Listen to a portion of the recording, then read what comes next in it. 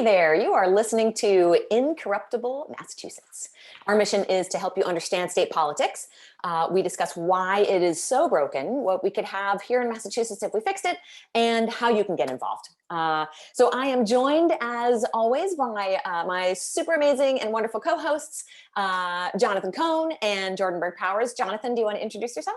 Yeah, name's Jonathan Cohn, joining from Boston. I've been active with electoral and kind of legislative campaigns here since 2013, which is wild that we just passed my 8-year anniversary of moving here. Woohoo. Jordan. My name's Berg Powers. I use he, him, and I am active in electoral politics. I am Anna Callahan, she, her, coming from Medford. And yeah, super interested in state politics, excited to make it better. So today we are going to talk a little bit about the eviction moratorium and what is happening with that. I am going to have Jordan, why don't you give us a little lowdown on what happened at the national level with the eviction moratorium?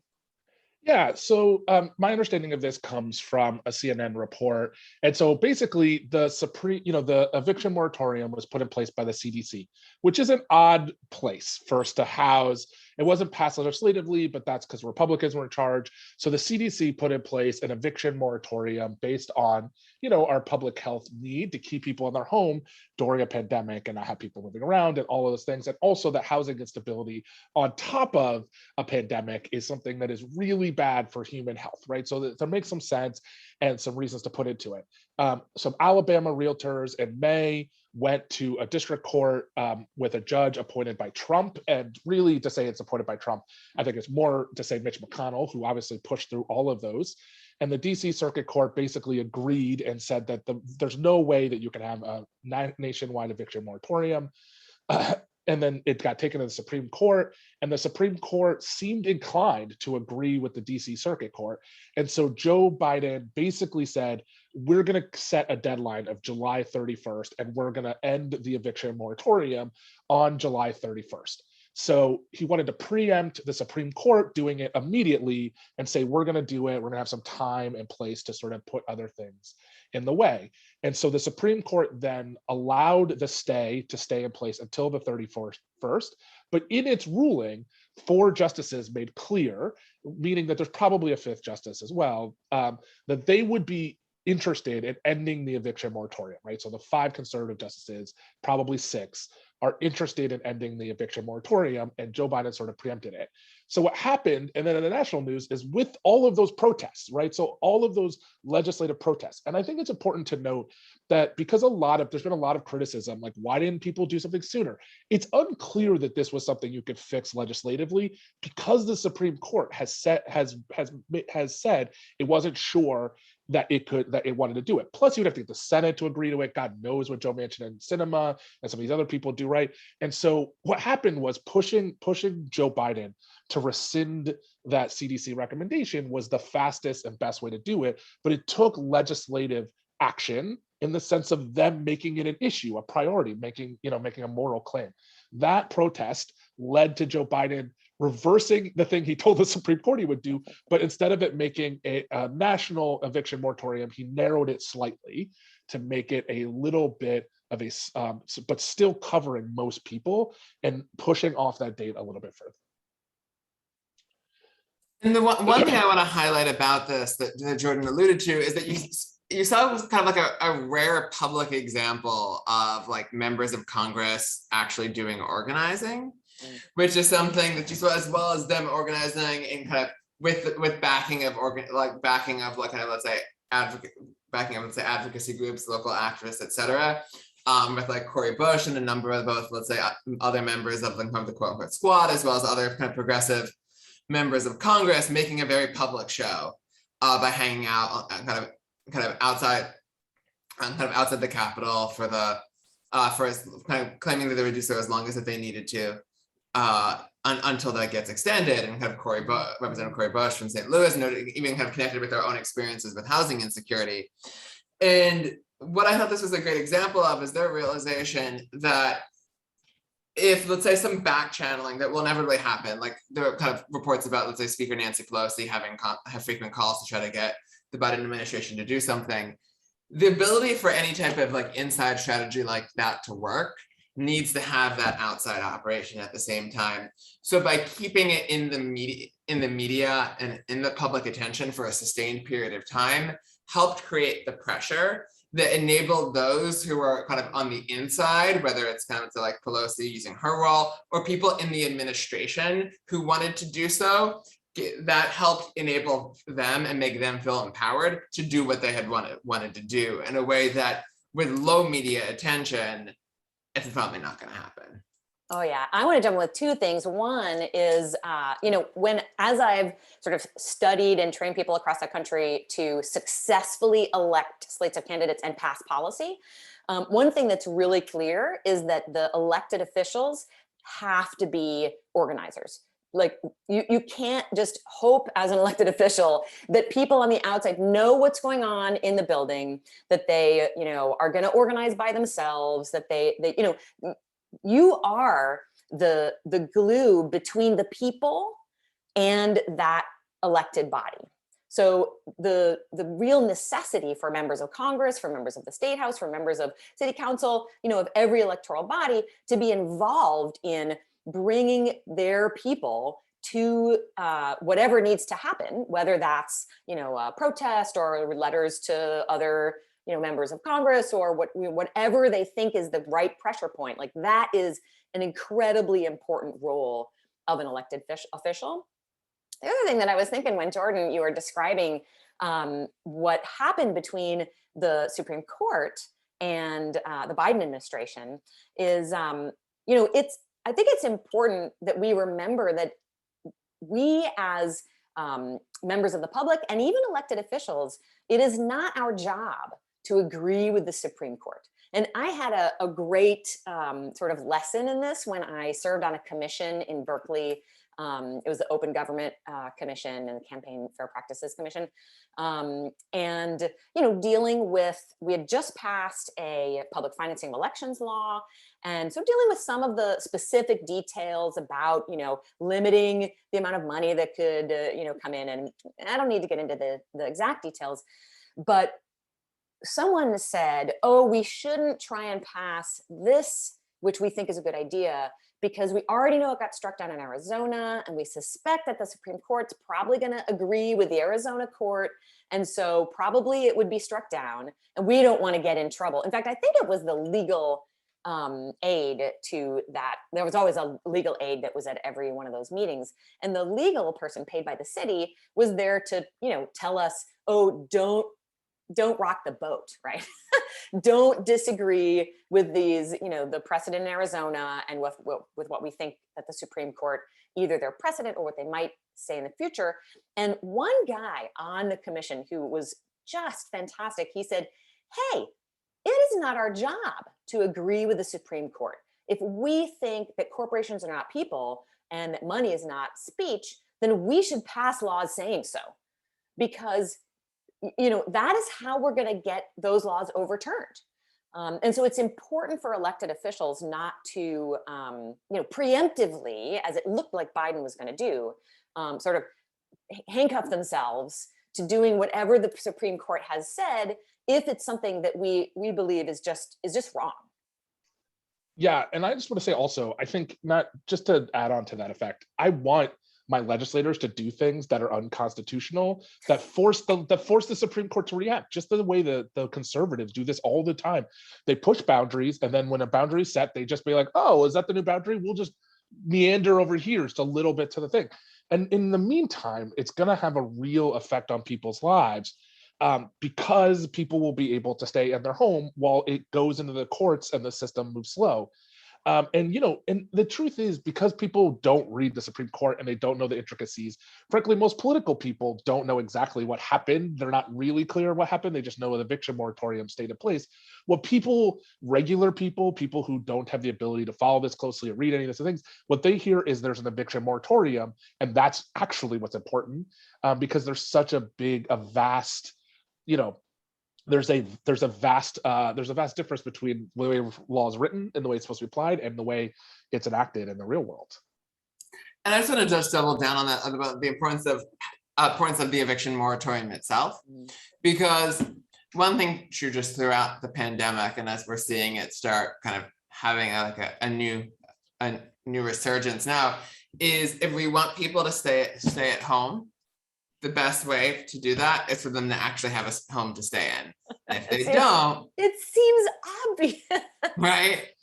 It's very basic about that if we don't want people kind of going out and about, and if we want to control spread, people need somewhere to stay. And it's not just a logical, like we think logically this makes sense. Like there are studies that show that homelessness increases the spread of coronavirus. Exactly. And it's overcrowding as well in places where, let's say, you lost your house and ended up having to stay with somebody else, and that helps that compounds things as well. And especially that we're in the situation of the thing of the economic impact of it, when people owe a lot of back rent in many cases, because that's kind of a looming problem, that if you suddenly make it so that people owe all of the money that they haven't paid because of if they haven't been able to afford rent during this period, that's creating an economic disaster as well during a period where it's important to make sure that we get kind of things back, like kind of people back on their feet broadly. Absolutely. And I want us to turn for a second to Massachusetts state politics and the eviction moratorium that we had here. And Jonathan, do you want to give us a little brief kind of overview of? Yeah, I can just say that one thing. So last year, Massachusetts did have, for a period of time, I think one of the strongest eviction moratoriums in the country, that had also kind of combined that with kind of a strong eviction moratorium with also some protections kind of around mortgages and foreclosures, to make sure that, like, to help protect, let's say, like, you're a small landlord who might end up getting kind of losing the property in the process. But they let that expired last October. I think that they extended it once past the original, kind of had kind of one extension of it, but it hasn't been in place since. But what we have had is a situation where if somebody applies for rental assistance, they can't be evicted during it, since they're both from the federal level and the state level and up in the city levels, different programs to help people pay for rent if they don't have the money during this. That's good. But there are limitations. One of that, it's often the money often isn't getting to people as quickly as it should be, because of different bureaucratic processes, as well as some people might not even know that they have these resources available. So it's a system that kind of it's something that's better than nothing, but it depends on a lot of pieces all aligning together. So that it depends on somebody knowing that they have that right, knowing how to apply for rental assistance, the assistance actually getting that to them, the landlord acting in good faith. And it's something that's much more of like a kludge than a flat out moratorium that kind of would be, although better than nothing. And let's remember that an eviction moratorium is not great. Like, this is not a wonderful policy. I knew people when I was campaigning and the eviction moratorium was solidly in place, who said that they were being evicted by their landlord. And I said, there's an eviction moratorium. And she said, yes, I know, but I'm not going to put my family through that. So you know what? That's like, an eviction moratorium is not, this isn't like the ideal, wonderful policy. This is a stopgap to sort of desperately try to help the people that our system of government crushes, especially under the economic downturn that we've had during this year. Which is, and your point is a great one of when we think about laws, having the laws are good, but the enforcement, implementation in reality is never 100%. It's like, this is a separate issue, but like, it's good to have strong laws combating wage theft. The existence of laws making wage theft illegal does not mean there is no wage theft. Right. And I just want to, there's so much we could be doing around housing and aren't doing around housing to just be forward thinking, right? Like, the pandemic has exposed, it's supercharged this problem, but this has been a problem, right? This has been a problem for a while. We have, before the eviction moratorium, we were going through a foreclosure crisis, and guess what? That foreclosure crisis is still happening. And our state has done things to make it easier to foreclose and done nothing to hold the banks or people responsible who've done it. And I hate to interrupt you, but I just want to talk about money and politics for a second, because the healthcare industry sends a crap ton of money at the state house, and the real estate lobby is one of probably the number one form of corruption at local levels, but is also powerful at state level. Yeah, and I could talk about that specifically, but one of the one of the things one of the many bills that we could do to address this that I think a lot about is there's a rep whose name I'm actually now forgetting, had an idea of like a rental insurance, the same way you have an unemployment insurance that would kick in if something happened, that your rent would get paid, right? These are ways that government could intervene. And again, because these are predictable problems that we know people regularly have, and government should be the floor that allows people to stay in their homes to ensure. And currently, the way the government works is the government functions as a system to make poor people's lives less stable by kicking them out of their homes, right? There's government resources going to destabilize people's lives, and nothing going, or pennies, right? Like pennies are spent going to keep people stable who most need government, right? Like we make government unattainable for the poor people who need it. You have to go apply in a language you may not speak for assistance to pay your thing, rather than just having a system in place that ensures that you stay in your place and somebody gets paid if they need to get paid, right? Like those are things that we could do because we know that these are problems. But instead we're just, the system just doesn't work that way.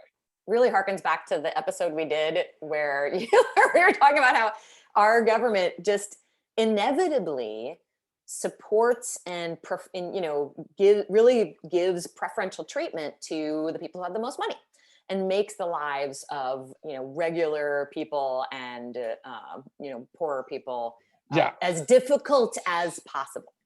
And I just want to say, as somebody who's on a zoning board in Massachusetts, right? I'm on the Worcester zoning board. It's not just the way that power works is that they throw money around without even having money thrown around. So Worcester recently had somebody go to jail, or at least are convicted in federal court for taking direct bribes from a developer on something. But I can tell you that that's the tip of the iceberg. A lot of the times what happens is it's just simply things by like, I can't do this if I don't get money. This project won't happen unless you do it the way I say you have to do it. And if somebody throws around a large enough number, that intimidates me. I have to take a step and be like, am I going to be the person as the zoning board to hold this up, right? There's somebody's money. And it took, I can tell you as somebody who was appointed to those boards, it took time for me to be like, yeah, I am that person. Like, who cares at this, right? It was like, I guess it didn't take that much time. I'm sort of wired, but I tell you, the first time it happened, I remember sitting there going like, oh, that's a lot.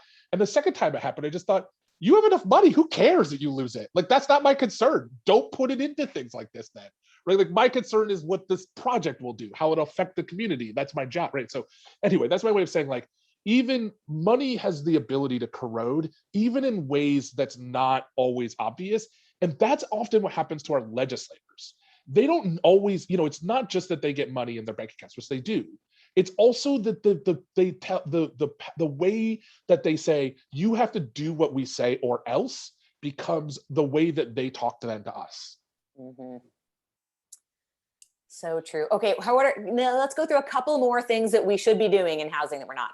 Yes, so I wanted to also talk about a bill called the Homes Act, which is around eviction ceiling, because that just had a hearing last week. And I always give credit for good backronyms for bills when people do that. So it's the Housing Opportunity and Mobility Through Eviction Ceiling.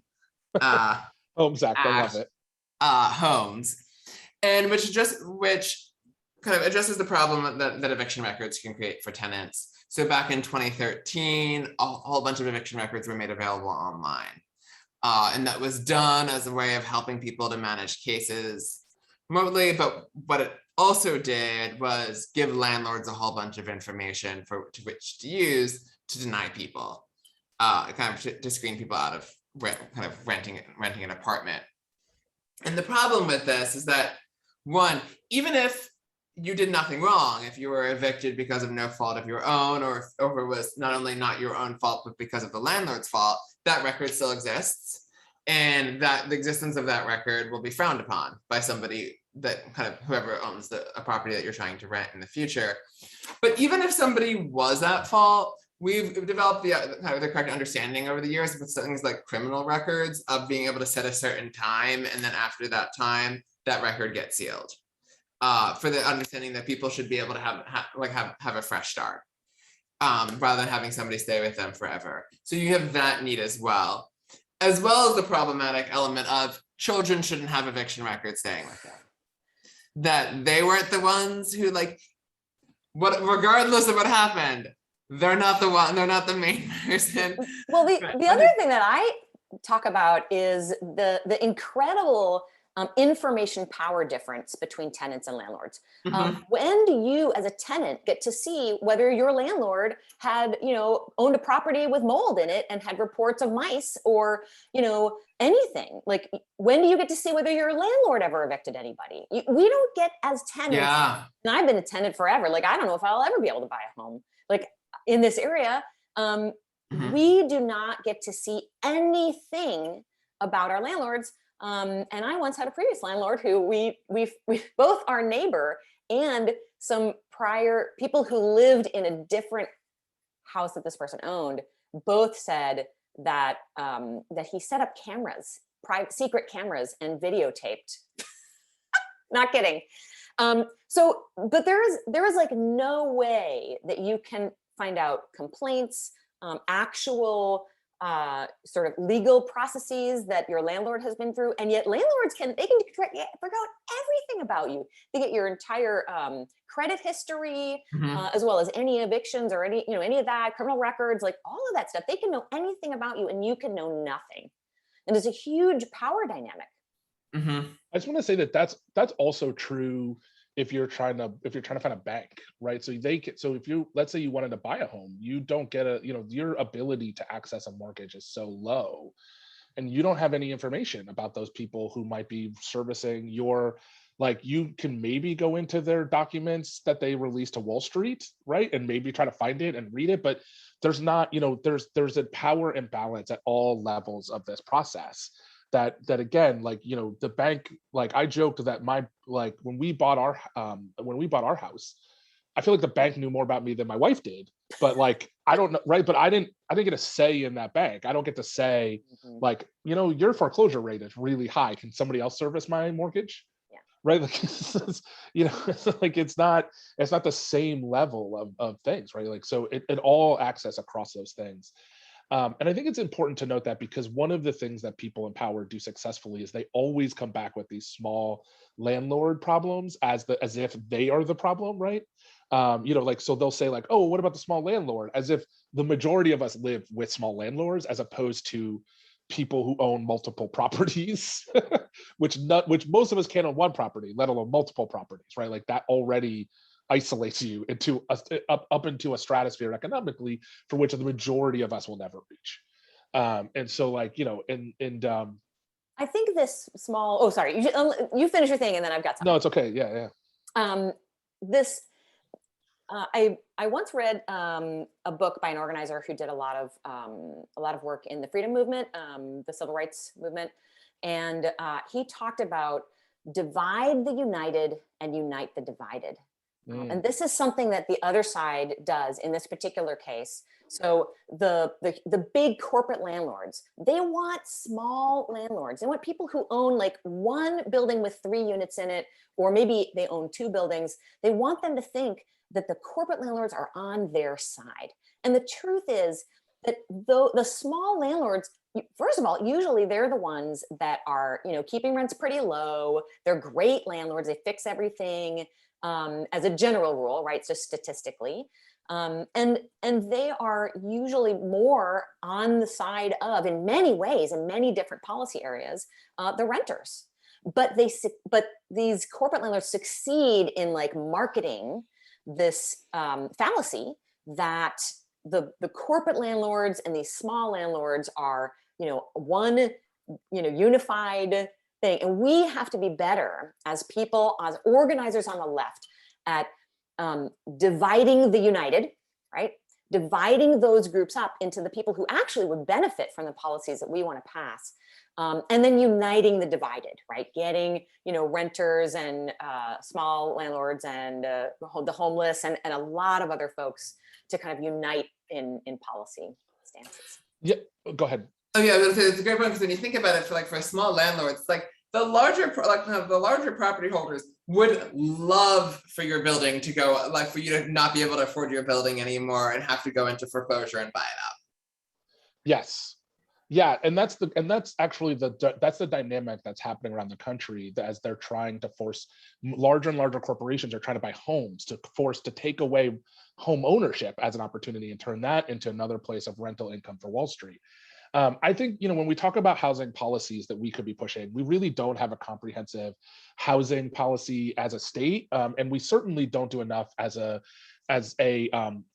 coalition of progressives to push on these issues. For example, so we haven't talked about it, but I think it's important to talk about, like, even rent control. All it says is that you can't raise rent more than 3 times inflation. 3 times inflation, and they're making it sound like we're in communist Russia, right? Like, that's a and it doesn't even say that. All it says is that each city could decide. Right. Well, if you enacted rent control, right, that's what most people are talking about, and even that we can't even allow cities to offer that. Let alone, some of the other things we should and could be doing is requiring residency requirements. A lot of this money that comes in, especially into Boston, one of the things that's happening where I live in Worcester and Springfield and other places is that Boston real estaters are moving into these places because they've been priced out by international conglomerates in other places. So a lot of housing gets housed, and so it's unhoused housing, and we need to throw it in. So there's like loads of policy stuff around this. I just want to end with the last thing that I think a lot about, because oh, dun dun dun! It's a cliffhanger. Jordan has frozen. I thought it was me at first. Oh, Jordan is frozen. And we're gonna hear his final words in a second when he comes back. I can hear you. He is back. You So were just about to lay this golden nugget on us of wisdom. So I belong to all these small landlord associations. One, they're better organized than we are. I get updates on what housing things are happening from them, rarely from our side. So that's how I know to show up to testify against them. And then the other is that they do a good job of trying to make it sound like we're all in this together. But one of the things about housing currently is that it is unattainable for increasing. It used to be that Black and brown people were systematically not allowed to have access to it. Yeah. But increasingly, not only are we, but everyone is not allowed to have access to it because we're being priced out. And the only way that we could afford our 3-decker was the only way we could afford to own a place, my wife and I, was to own a 3-decker, to have rental income to subsidize owning the mortgage, because we can't afford it, right? In the most affordable place in Massachusetts to own a place. And so just a little thing that blew my mind the other week. So July 1999, around the time that I graduated from high school, the median price to sell a home was $128,627. If you do inflation on that, that's $204,000 in today's dollars, right? Today, the median income for the country is housing price is over $300,000, and in Massachusetts, right? So, according to Zillow, April 2020, the average sale price was $300,000, a little over $300,000. It is now almost $550,000. So in 8 years, we have grown to almost double, right? Like in $500,000, more than $500,000. That's the median income in median housing price in Massachusetts. That is unattainable. Right, that is people's incomes have doubled over the past 8 years. And so when we think about housing policy, we need to think about how are we ensuring not just that people can rent and have the safety nets they need? We also need to have pathways for people, because home ownership is still the number one way wealth is built in America. And we can have lots of conversations about what that means and whether or not we want that and all those Yeah. complicated things. But if we are going to have if we want to have housing is stability. Housing is economic stability. Owning a home is an economic stabilizer for our communities, and especially for Black, Brown, and poor communities. And we need to make it attainable. And it is not. It is not. Absolutely, man. I am so excited to dig deeper into the housing, because there are a ton of things, especially policies we want, that we have not even mentioned. And I think we could easily also dig into why this is happening, right? So why is, in an economic downturn, our housing prices skyrocketing? Seems a little counterintuitive, right? So excited to talk about that. We're going to save it for another podcast. And thank you both so much. As always, we look forward to talking to everybody real soon. We'll do housing, we'll do climate. We're going to talk about COVID, Delta variant, and all of these things. Talk to everybody next week.